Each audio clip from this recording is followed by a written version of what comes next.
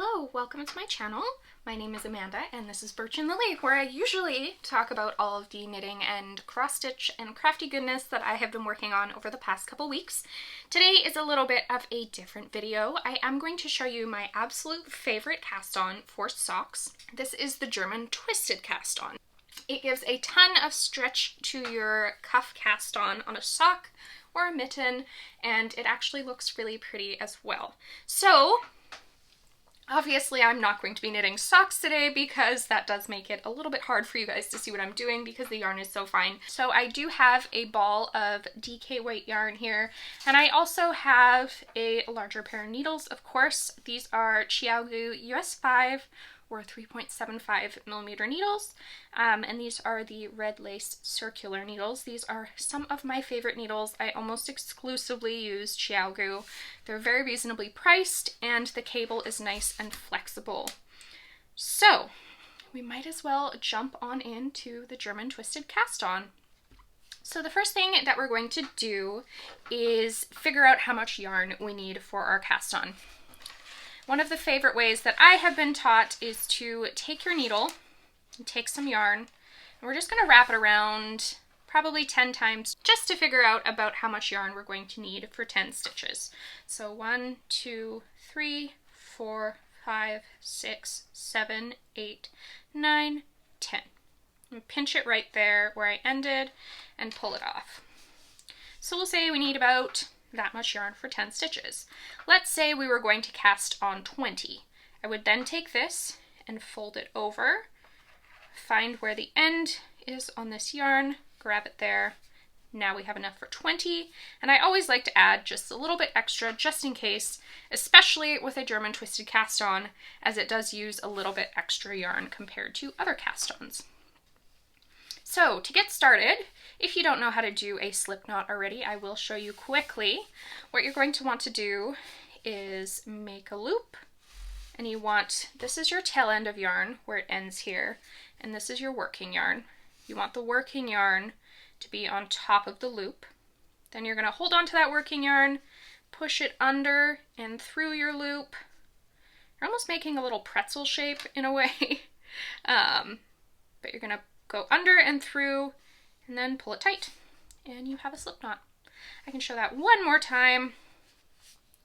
So the working yarn goes over and on top to make that loop, and then I take it and push it under and through and pull tight. So we have our slip knot. What you're going to do is stick it on your needle and pull it tight. One thing to pay attention to, I always have my tail end in the front of the knot and my working yarn in the back. So we are going to take this yarn and lay it on our palm and grab it nice and tight, and then we're going to take our thumb and our pointer finger and stick them through that little hole we made. And it's almost creating a triangle. So I'll do that a couple more times. So grab it, or place it in our palm rather. Grab it tight with the bottom 3 fingers and then take the thumb and pointer and go through the hole.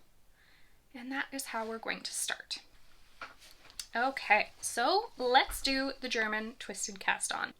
The first thing you're going to do is take this needle here that you're holding onto and go under both strands of yarn on your thumb. You're going to twist around towards your body and go through the little hole, or yeah, I guess the little hole that you've created here on your thumb and down. And we're going to sweep back up, go over and under the yarn on your pointer finger, and then you kind of have a little hole here that you created in between the 2 fingers. You're going to pull what you just grabbed through and pull your yarn tight.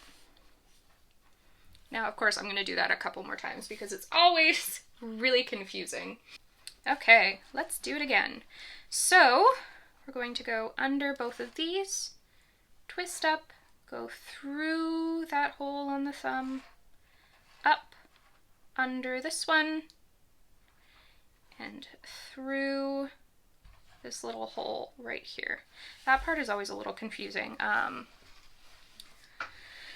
So hopefully, if I do this a couple times, you'll be able to pick up on it, and hopefully I'm going slow enough. If you aren't, there is an option on YouTube to be able to slow down the speed of your video.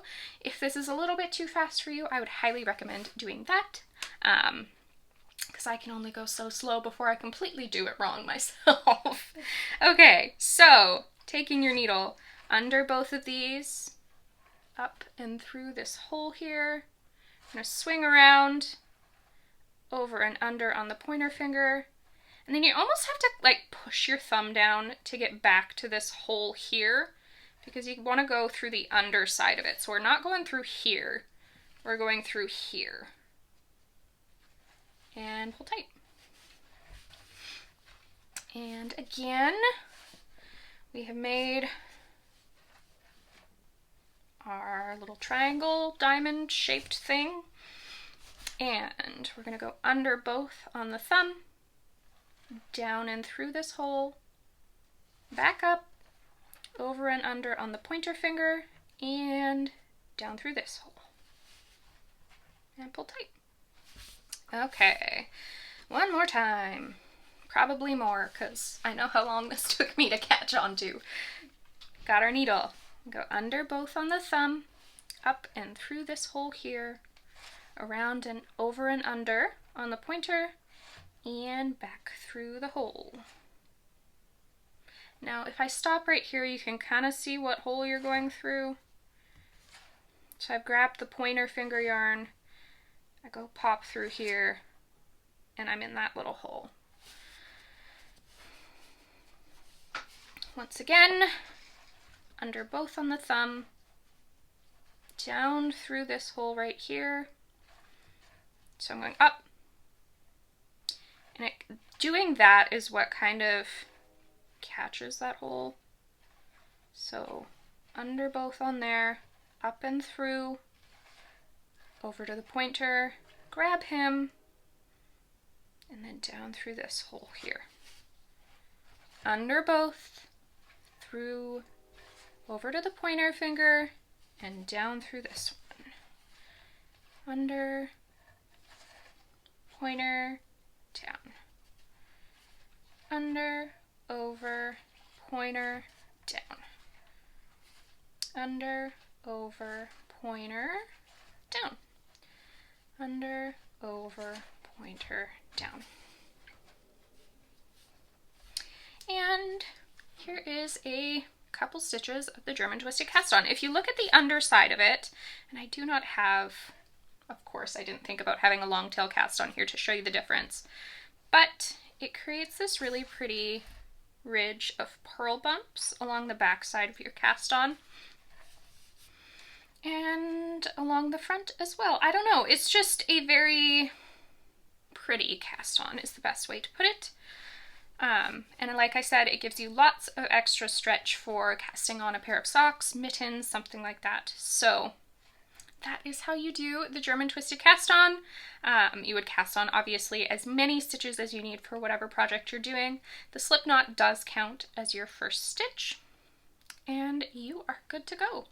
If you have any questions at all about what I've shown you today, please feel free to ask me down in the comments. If you are here because you want to learn how to knit socks, I will have a video linked down below for you of how to then take what you have cast on and switch it into working in the round with magic loop.